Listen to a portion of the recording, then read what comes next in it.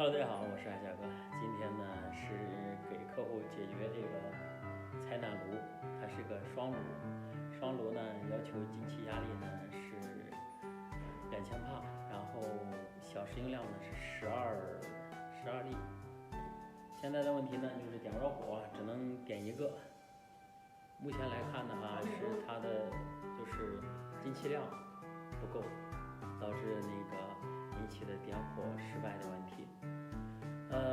经过现场勘察哈，它这个管道的就是3条之前呢是4公斤，调完的话需要调到2公斤。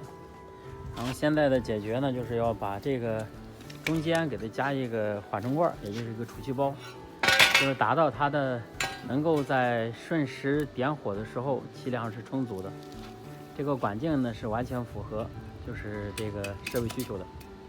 Later， 我们现在是把以前这个用户后端它是缓冲罐呢是立起来的，立起来的话储气面积不够，现在给它改成了这种那个横式的储气量呢就足够点火使用。好，我们现在进行点火。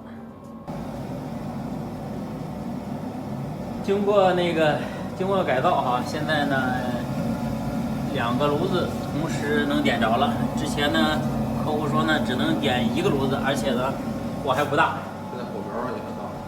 正经的解决问题哈，燃气问题还得是我们专业。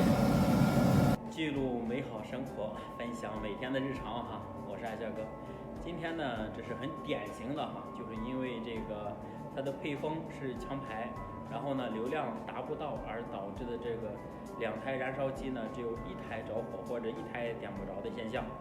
现在经过我们2个小时的改造，目前已经正常。今天够暖，一定是杠杠的。好，欢迎关注我。